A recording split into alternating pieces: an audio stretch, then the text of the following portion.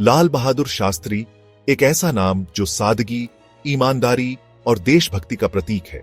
उनकी विनम्रता और सरलता ने उन्हें जनता के दिलों में एक विशेष स्थान दिलाया। भारत के दिल में पैदा हुए ये साधारण आदमी बहुत ही सामान्य शुरुआत से देश के सबसे मुश्किल दौर में देश का नेतृत्व करने के लिए उठ खड़े हुए। उनका बचपन कठिनाइयों से भरा था, लेकिन उन्होंने कभी हार नहीं मानी। उनका जीवन दुखद रूप से छोटा रहा, लेकिन भारतीय मानस पर एक अमिट छाप छोड़ गया। उनकी सादगी और ईमानदारी ने उन्हें एक आदर्श नेता बनाया। उनका नारा जय जवान जय किसान लोगों के दिलों में गूंजा और आज भी भारतीयों की पीढ़ियों को प्रेरित करता है। यह नारा न केवल सैनिकों और किसानों के महत्व को दर्शाता है, बल्कि देश की आत्मा को भी प्रतिबिंबित करता है। शास्त्री जी का जीवन ईमानदारी, समर्पण और देश के प्रति अटूट प्रतिबद्धता की शक्ति का प्रमाण था। उन्होंने अपने कार्यों से यह साबित किया कि सच्चा नेतृत्व सेवा और त्याग में निहित है।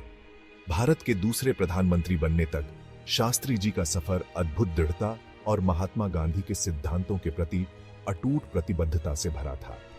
उन्होंने गांधी जी के आदर्शों को अपने जीवन में उतारा और उन्हें अपने कार्यों में प्रतिबिंबित किया। उन्होंने भारतीय राजनीति के उतार चढ़ाव को शालीनता और दृढ़ता से पार किया, हमेशा निजी लाभ से ऊपर राष्ट्र की भलाई को प्राथमिकता दी।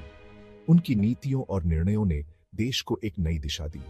उन्होंने निस्वार्थ सेवा की भावना को सचमुच अपनाया, उदाहरण के द्वारा नेतृत्व किया और अपनी विनम्रता और ईमानदारी से लाखों लोगों को प्रेरित किया। उनकी सादगी और जनता के प्रति उनकी प्रतिबद्धता ने उन्हें एक सच्चा जननेता बनाया। उनकी विरासत उनकी राजनीतिक उपलब्धियों से कहीं आगे तक फैली हुई है। उन्होंने न केवल एक नेता के रूप में, बल्कि एक व्यक्ति के रूप में भी लोगों के दिलों में जगह बनाई। उन्होंने भारतीय लोगों में आत्मविश्वास और राष्ट्रीय गौरव की भावना पैदा की। उनके नेतृत्व ने देश को एकजुट किया और लोगों को एक नई दिशा दी। उन्होंने दिखाया कि नेतृत्व भव्यता या शक्ति के बारे में नहीं है, बल्कि सेवा, त्याग और लोगों के प्रति अटूट प्रतिबद्धता के बारे में है। उनके जीवन और कार्यों ने यह साबित किया कि सच्चा नेतृत्व सादगी और ईमानदारी में निहित है। लाल बहादुर शास्त्री का शुरुआती जीवन राजनीतिक नेतृत्व से जुड़ी भव्यता और शक्ति से कोसों दूर था। उनका जीवन सादगी और संघर्ष का प्रतीक था, जो बाद में उनके व्यक्तित्व और नेतृत्व शैली में स्पष्ट रूप से झलका। उनका जन्म 1904 में उत्तर प्रदेश के एक छोटे से शहर मुगलसराय में हुआ था। यह शहर, जो अब पंडित दीनदयाल उपाध्याय नगर के नाम से जाना जाता है, उस समय एक साधारण और शांतिपूर्ण स्थान था। उनका परिवार सम्मानित तो था, लेकिन साधारण साधन वाला था। उनके पिता शारदा प्रसाद श्रीवास्तव एक स्कूल शिक्षक थे और उनकी माता रामदुलारी देवी एक गृहिणी थी। परिवार की आर्थिक स्थिति बहुत अच्छी नहीं थी, लेकिन वे अपने मूल्यों और सिद्धांतों पर अडिग थे। उनके पिता, एक स्कूल शिक्षक, ने उनमें ईमानदारी, कड़ी मेहनत और शिक्षा के मूल्यों का संचार किया। शास्त्री जी ने अपने पिता से अनुशासन और समर्पण सीखा, जो उनके जीवन के हर पहलू में झलका। शास्त्री जी का बचपन पढ़ाई में लगन और कम भाग्यशाली लोगों के प्रति गहरी सहानुभूति दोनों से भरा था। वे हमेशा अपने साथियों की मदद करने के लिए तत्पर रहते थे और उनके प्रति संवेदनशील थे। उन्होंने अपनी पढ़ाई में उत्कृष्ट प्रदर्शन किया, एक तेज बुद्धि और ज्ञान की प्यास दिखाई। वे हमेशा नई चीजें सीखने के लिए उत्सुक रहते थे और अपने शिक्षकों के प्रिय छात्र थे। हालांकि उन्होंने अपनी शैक्षणिक खोज को अपनी सामाजिक चेतना पर हावी नहीं होने दिया। वे हमेशा समाज के प्रति अपने कर्तव्यों को समझते थे और अपने साथियों के साथ मिलकर सामाजिक कार्यों में भाग लेते थे। वे हाशिए पर और वंचित लोगों की दुर्दशा से बहुत प्रभावित थे, एक ऐसी भावना जिसने बाद में उनकी राजनीतिक विचारधारा को आकार दिया। उन्होंने हमेशा समाज के कमजोर वर्गों के लिए काम करने का संकल्प लिया।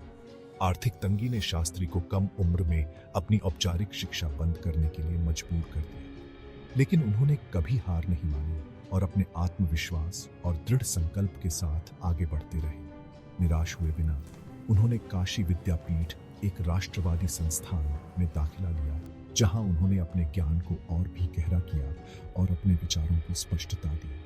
जहां उन्होंने खुद को दर्शन, इतिहास और महात्मा गांधी की शिक्षाओं के अध्ययन में डुबो दिया। गांधी जी के विचारों ने उनके जीवन को एक नई दिशा दी और उन्हें स्वतंत्रता संग्राम में शामिल होने के लिए प्रेरित किया। उनके जीवन में एक महत्वपूर्ण मोड़ साबित हुआ, जिसने उनके विश्व दृष्टि को आकार दिया और उनके भीतर राष्ट्रवाद की आग जलाई। इस समय के दौरान उन्होंने अपने जीवन का उद्देश्य समझा और अपने देश की सेवा करने का संकल्प लिया। भारत की आजादी का आह्वान शास्त्री जी के दिल में गहराई से गूंजा। यह आह्वान उनके जीवन का मार्गदर्शक सिद्धांत बन गया, जिसने उन्हें स्वतंत्रता संग्राम में कूदने के लिए प्रेरित किया। वे 1920 के दशक में भारतीय स्वतंत्रता आंदोलन में शामिल हो गए, जब देश भर में स्वतंत्रता की लहर दौड़ रही थी। युवा शास्त्री ने अपने जीवन को देश की सेवा में समर्पित करने का संकल्प लिया। गांधी जी द्वारा समर्थित अहिंसक प्रतिरोध के सिद्धांतों को पूरी तरह से अपनाया। उन्होंने महात्मा गांधी के नेतृत्व में सत्य और अहिंसा के मार्ग पर चलने का निर्णय लिया। उन्होंने नमक सत्याग्रह और अन्य सविनय अवज्ञा आंदोलनों में सक्रिय रूप से भाग लिया, जो ब्रिटिश शासन के खिलाफ महत्वपूर्ण विरोध प्रदर्शन थे।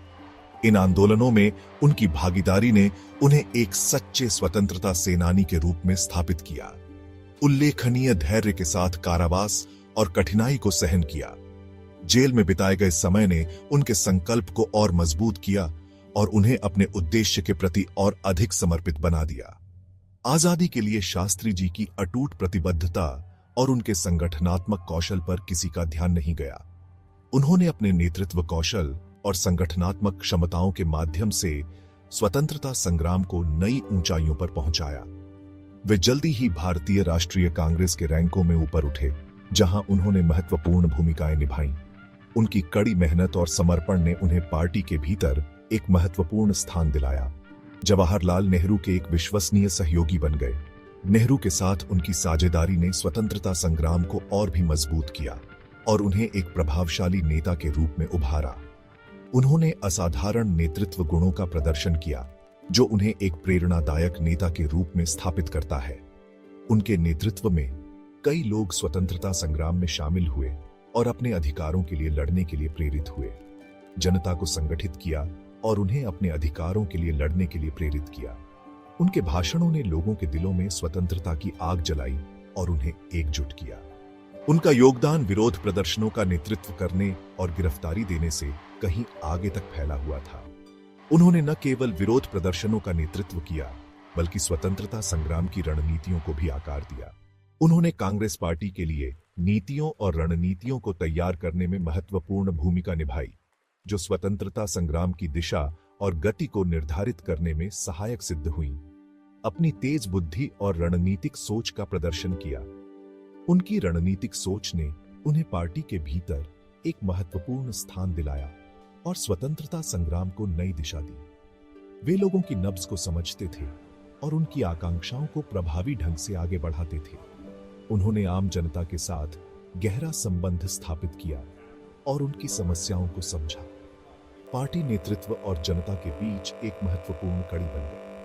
उनकी मध्यस्थता ने पार्टी और जनता के बीच की खाई को पाटने में महत्वपूर्ण भूमिका निभाई और स्वतंत्रता संग्राम को और भी मजबूत किया। 1947 में भारत की आजादी के बाद शास्त्री जी ने नेहरू जी के मंत्रिमंडल में विभिन्न मंत्री पदों को संभाला। उन्होंने गृह, परिवहन और वाणिज्य जैसे मंत्रालयों का कुशलतापूर्वक प्रबंधन किया। एक सक्षम प्रशासक के रूप में अपनी योग्यता साबित की। वे अपने व्यावहारिक दृष्टिकोण, चीजों को पूरा करने की अद्वितीय क्षमता और सामाजिक न्याय के प्रति अपनी अटूट प्रतिबद्धता के लिए जाने जाते थे। 1964 में नेहरू जी की मृत्यु के बाद शास्त्री जी को राष्ट्र का नेतृत्व करने के लिए चुना गया। उन्होंने बड़ी अनिश्चितता और उथल-पुथल के समय प्रधानमंत्री का पदभार ग्रहण किया। भारत अभी भी 1962 में चीन के साथ हुए युद्ध से उबर रहा था और अर्थव्यवस्था संघर्ष कर रही थी। शास्त्री जी अपने विनम्र व्यवहार के बावजूद एक निर्णायक और दृढ़ नेता साबित हुए। उन्होंने राष्ट्र में उद्देश्य और आत्मविश्वास की भावना पैदा की। उन्होंने प्रसिद्ध रूप से घोषणा की, हम अपनी आखिरी सांस और खून की आखिरी बूंद तक अपनी आजादी के लिए लड़ेंगे।